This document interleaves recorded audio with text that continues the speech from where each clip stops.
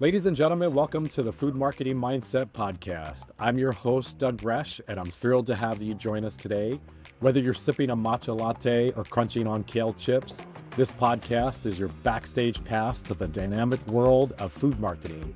Alongside me is the ever insightful Holden Rouse. That's right, Doug. We're here to sprinkle a little flavor into your day with stories of innovation, branding, and the secret sauce behind successful food enterprises. Let's talk about a company that's been a game changer in the natural sweetener space, founded by the visionary duo David Czinn and Brian Finkel.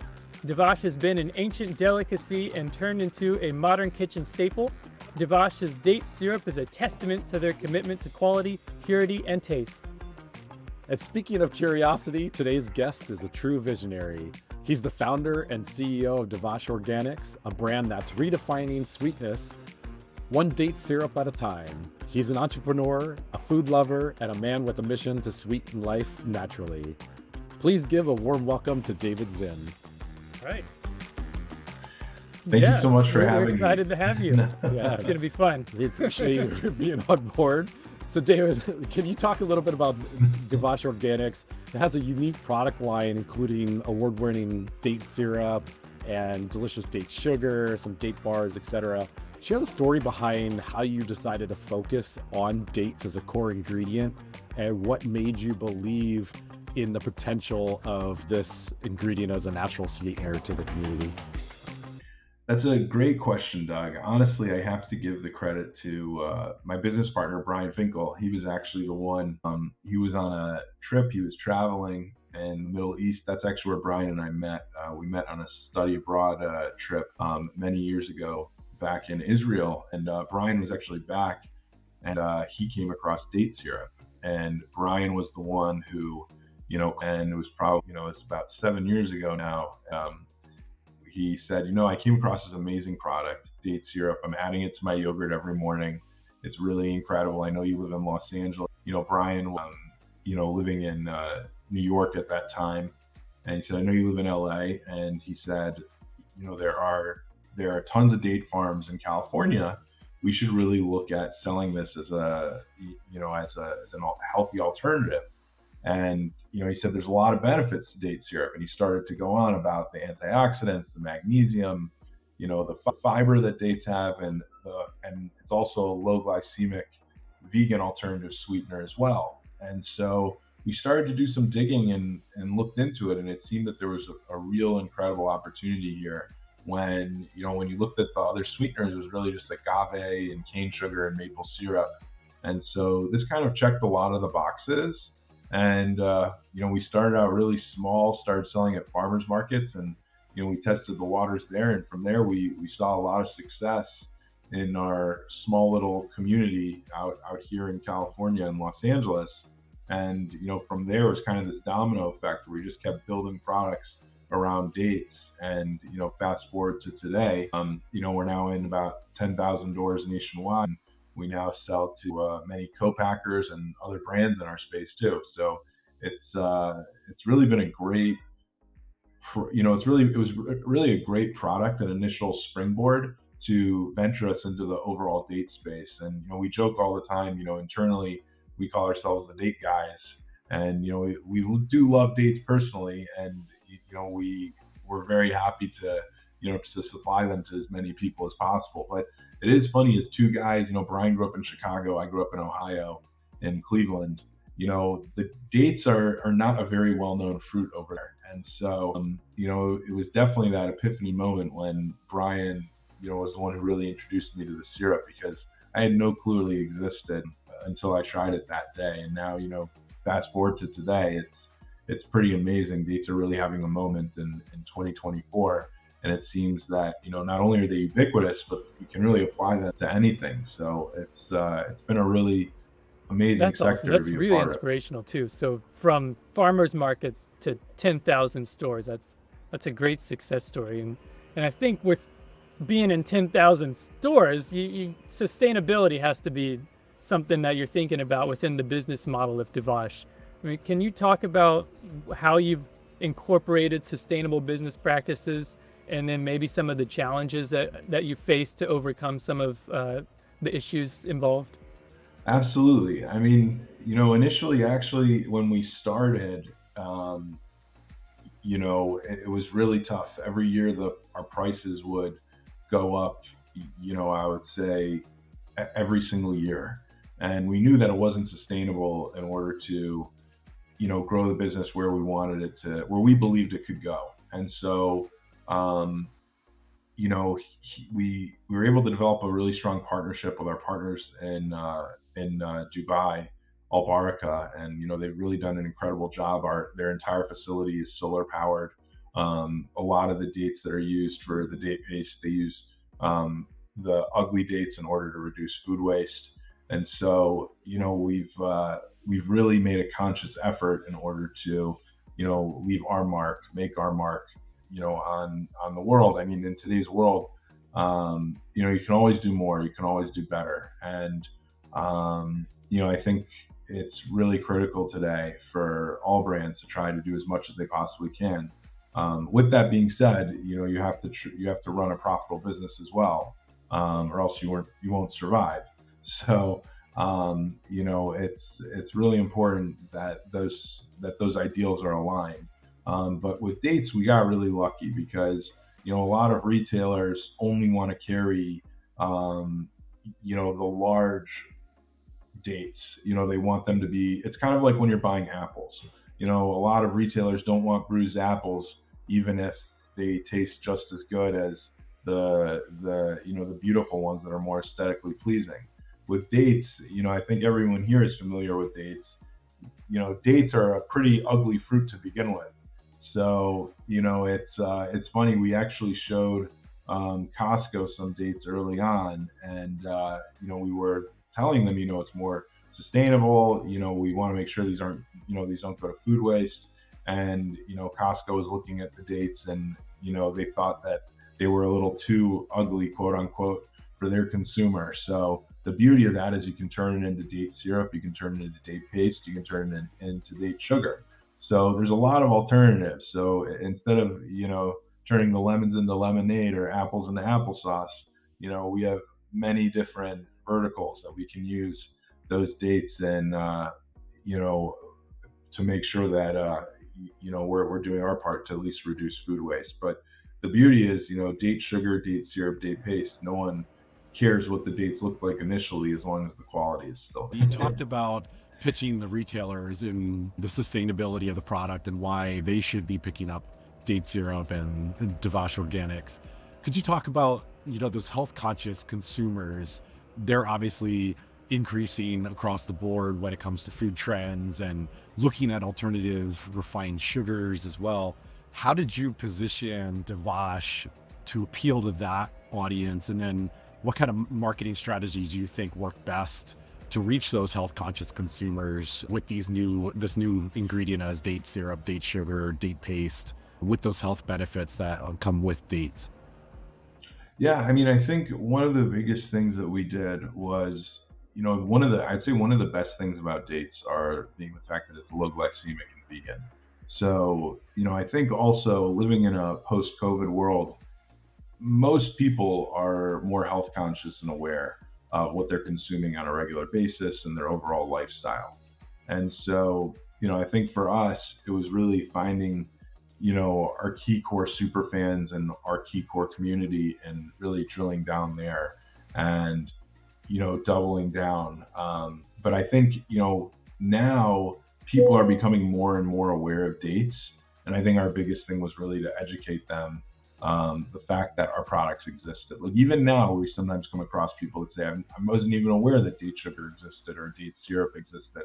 And so for us, a lot of it was, um, partnering with influencers and, creating recipes and partnering with restaurants and coffee shops. We had a partnership with Blue Bottle. We created a date latte, so it was essentially vegan because they use date syrup, oat milk, and coffee. And, a lot of people were really intrigued by that. That was a great marketing partnership that we had.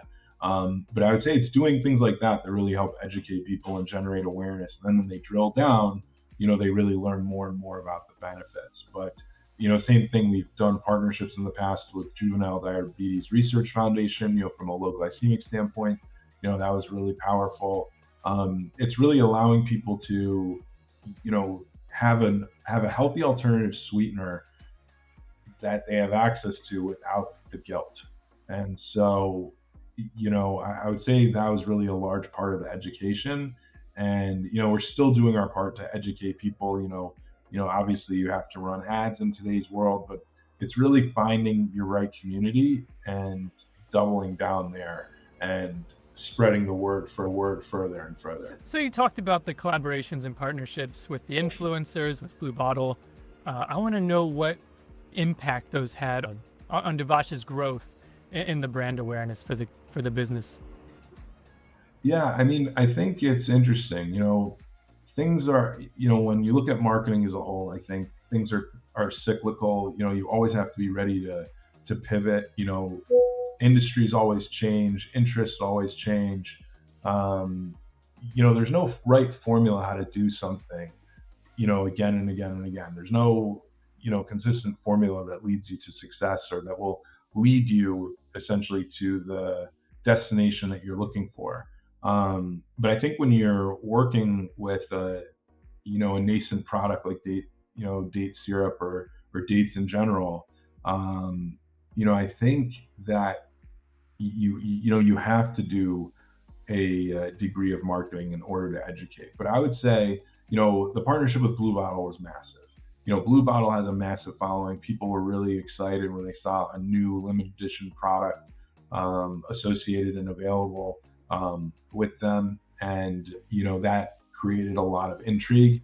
And, we definitely saw an increase in sales, especially online when it came to date syrup, because I think a lot of people wanted to purchase the same date syrup that was being used in their Blue Bottle latte. We're also now in talks with a really large coffee company as well. They're interested in doing something similar. And I think it was because of the success that we had with Blue Bottle that led them to be interested in hopefully, joining us in a partnership as well.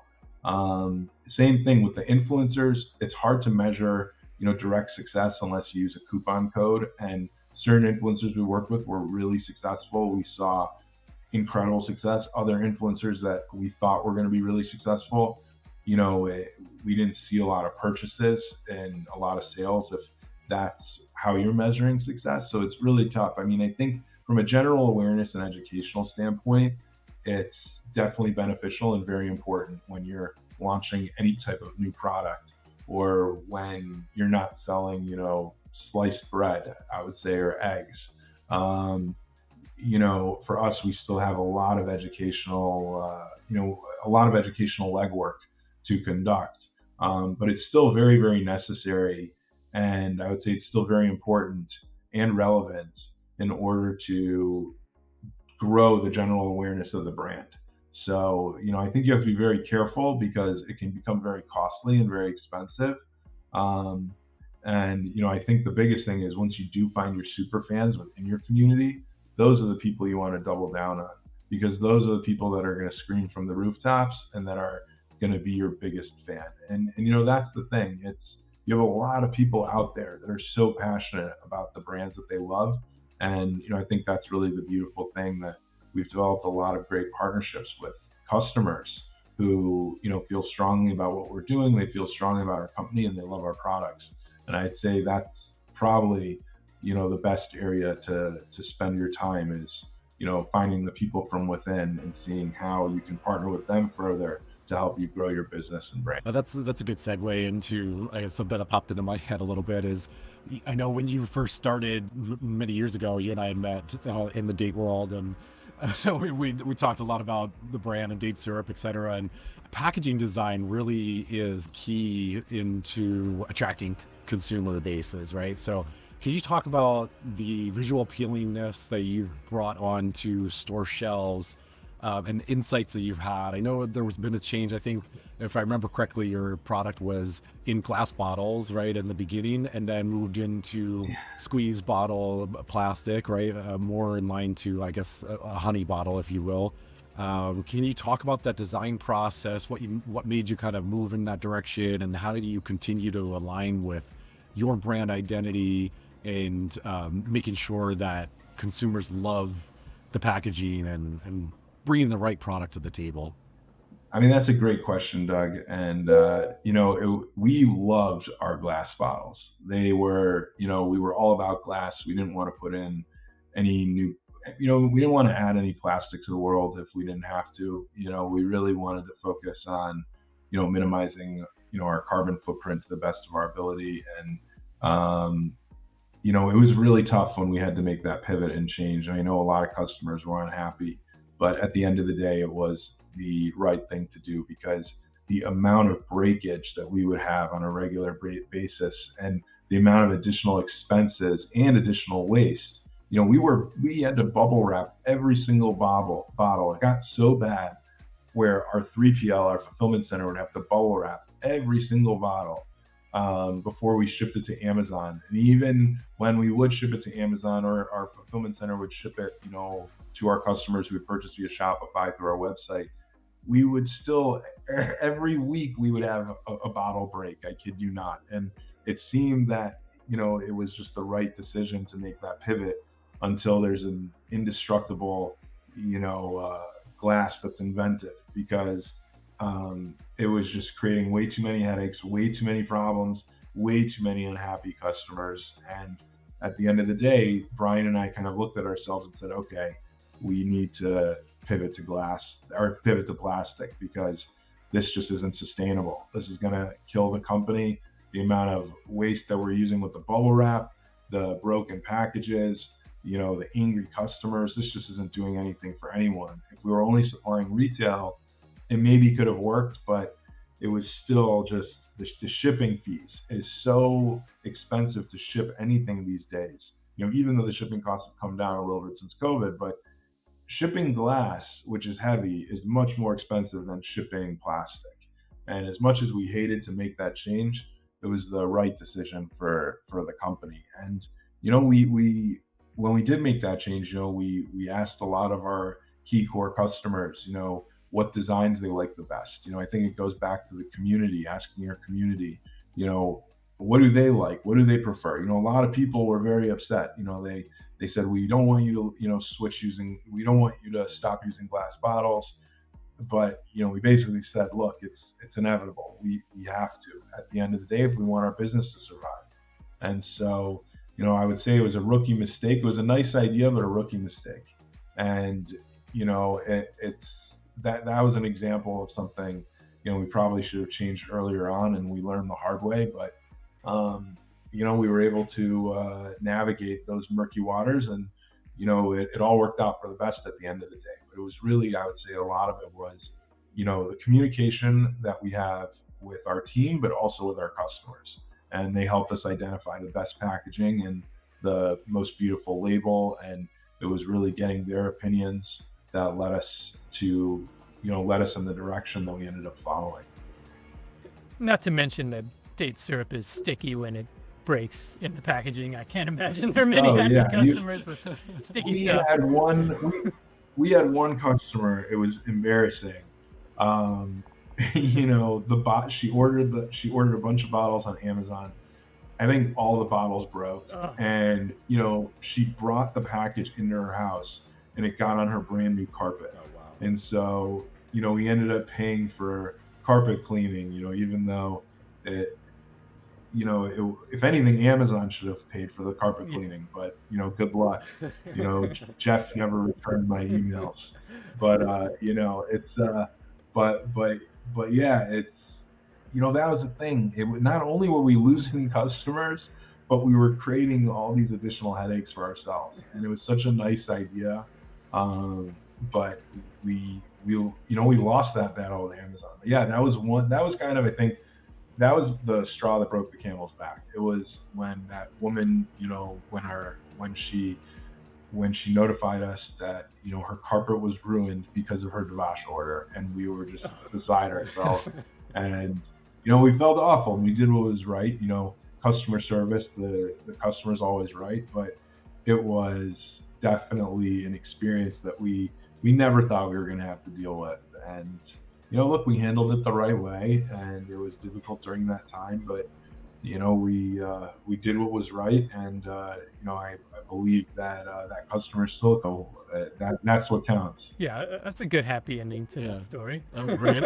I think that's the Right. part of the beauty that consumers don't always understand is that you have this beautiful glass bottle on shelves, but there's all this additional packaging that is required to put that onto store shelves as well, which is actually doubling the amount of impact on the environmental Yeah, uh, the precedent. the risks and breakage and how many glass bottles you need to cover for that, and Right, exactly. So it made adds so the up. decision kind of makes sense in a way. And plus, at the end of the day, you're not really losing the quality of the product, and that's what it really comes down to: the quality of the product, and then also the look, the feel. You're still getting that same amazing date syrup product as an example, right? Yeah.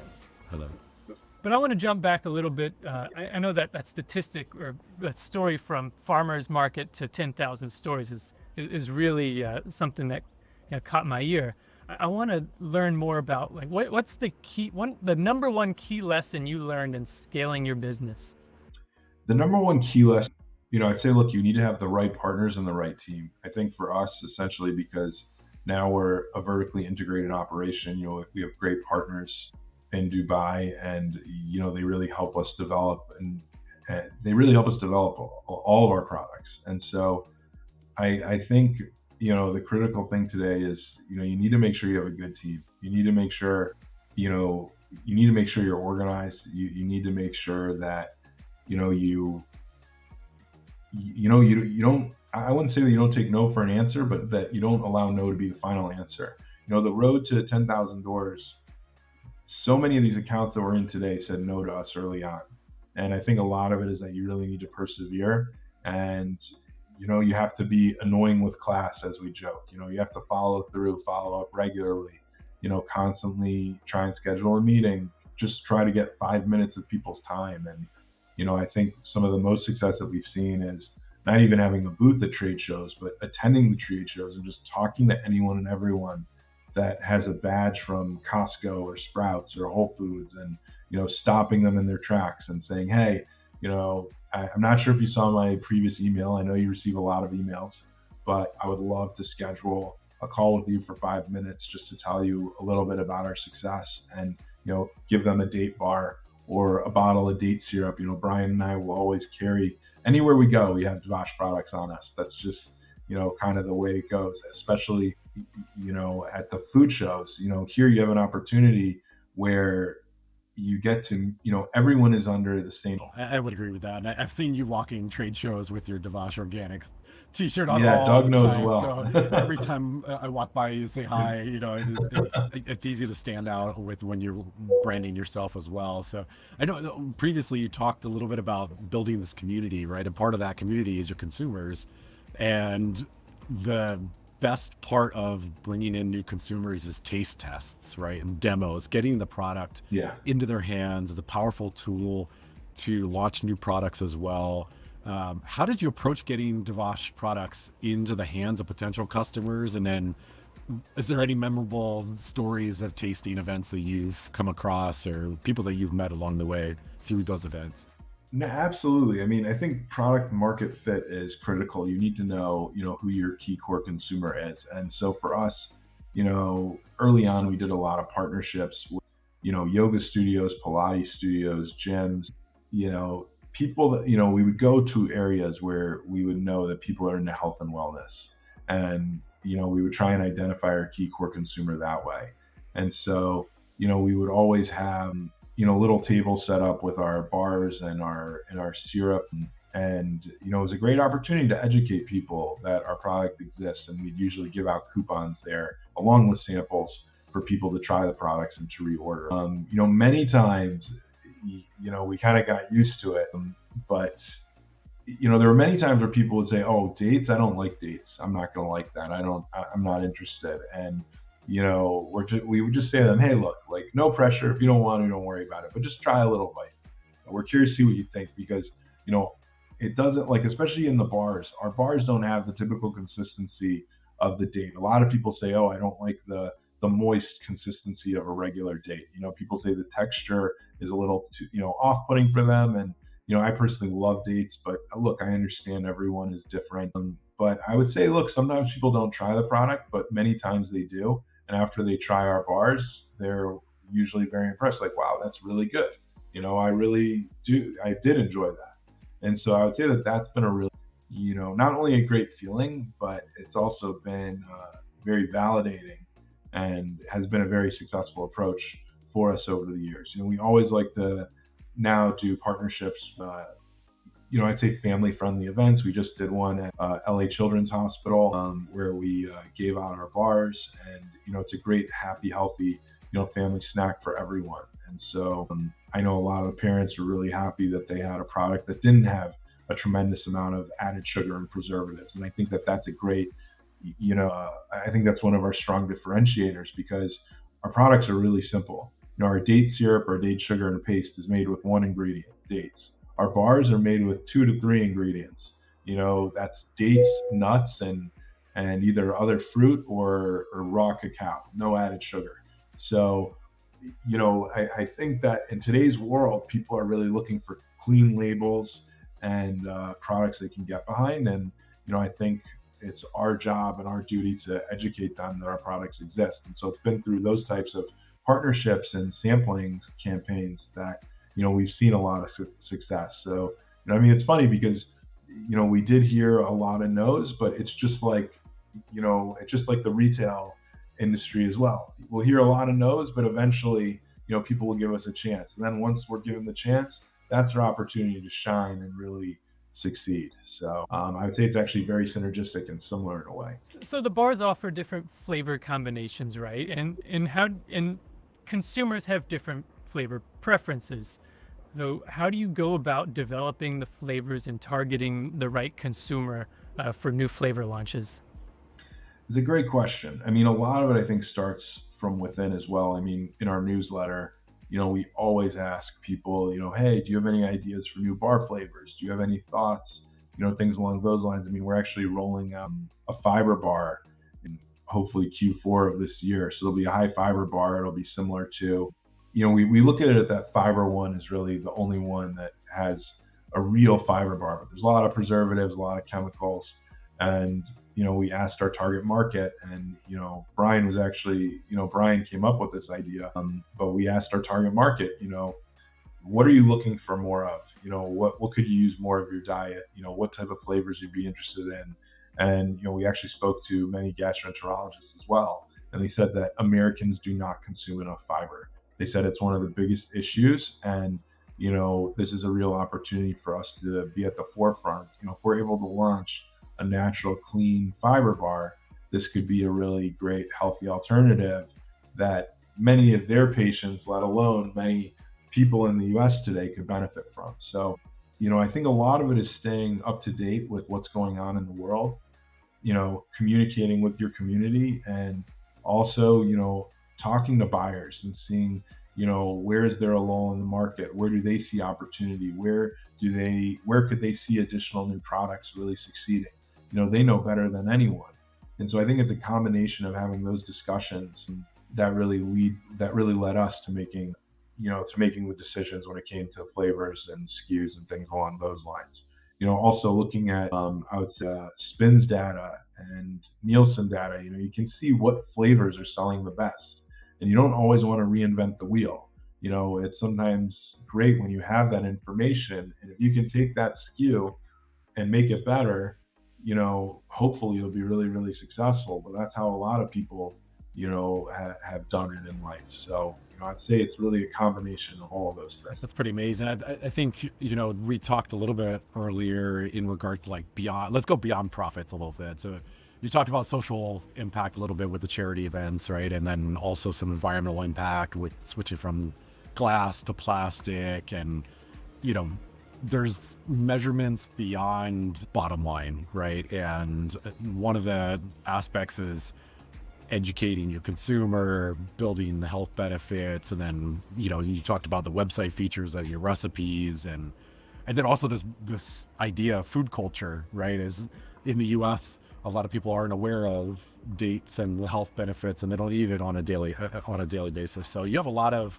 components that need to lead to content that enhances your brand, right? And how do you bring that all together, you think, from a concise message? And what do you think has been your best way of playing with your marketing matrix, I guess, in a way of leveraging everything that you have at your exposure? I think, the best thing that we've done is, I think it really comes down to partnering with the right people. I think you as a brand, you can say everything you want, but people know that you're going to have certain opinions because it's your brand. So I think you really need to find, I would say affiliate marketing and micro influencer marketing has really been probably the strongest forms of marketing as a whole. And, I think people listen to people like that more regularly than they do even a super influencer or a brand, because here you have regular people that are actually, talking about your product. And that's who people traditionally listen to. It's people they trust, they're, people within their circle. And so, even if it's affiliate marketing or even if it is some type of ad-based marketing with micro influencers, people do, I think a lot of times people believe that it's a little more authentic when it comes from them than when it's coming from, a massive influencer. And so, I think in today's world, things are constantly changing. I'd say one of the, best areas of marketing today is, through Instacart, because you have consumers, and that's something that's disrupting the industry. A lot of people today don't even go to the supermarkets anymore. People just order everything online.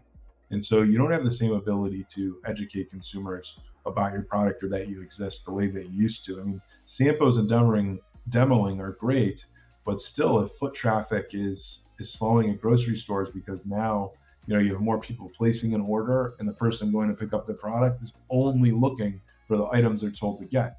It's no longer, oh, I'm going to, if you have somebody from Instacart who's sampling my product, there's zero chance they're going to buy it because they're there for work. They're purchasing goods on behalf of somebody else. Now, hopefully they'll buy it when they come back to the store and when they buy their products for themselves. But, it's definitely an ever-changing world. And so, you definitely have to get creative today. And, I think you have to figure out where your key core consumer is going for their news, for their fun. And I think it's finding locations, events, and opportunities like that that are critical to education, because the standard way of running promotions through retail just doesn't do it anymore. And same thing though, the industry as a whole, when it comes to influencer marketing and ad spend, it's very saturated today. I mean, look at when we got started. Now you have so many date companies. Now we live in a global world too. So there are, you have companies overseas that have products on Amazon. Now you can sell product from anywhere today. So, I think a big part of it is really, finding your super fans early, doubling down on them, and hoping that they'll help you communicate your message to the best of their ability, because they're the people that are going to be able to help you grow your business and educate people that you exist.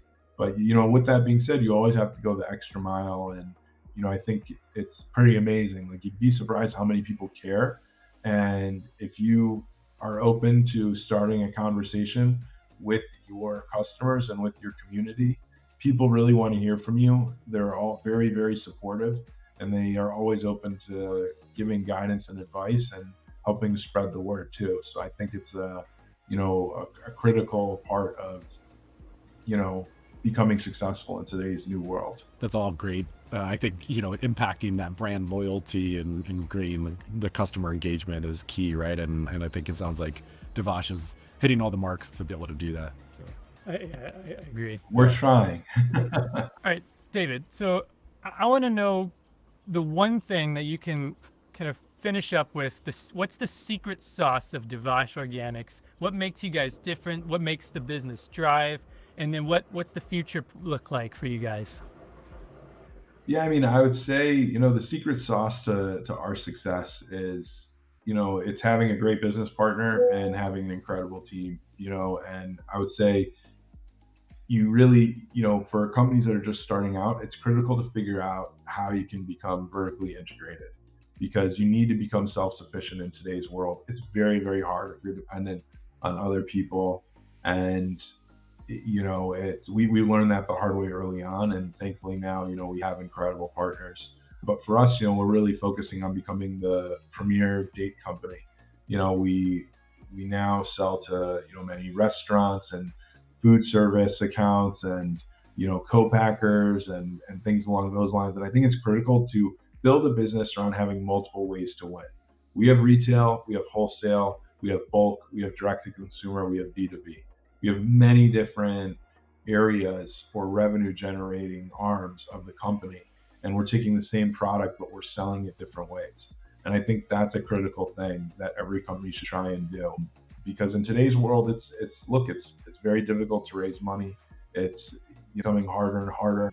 The industry is more focused on profitability more than ever before, which is really, really important. But that will help differentiate you as a business. If you have multiple ways to generate revenue, but also if you have a strong team to help you implement those strategies successfully, that will, as we believe, take you across the finish line. And I think you also have to constantly be aware of what people are looking for. And there's no better way than to ask your customers and your buyers what they're looking for. And that's what led us to launch the fiber bars. And I think it's things like that. It's critical to launch products that are on trend, that are not going to be a fad.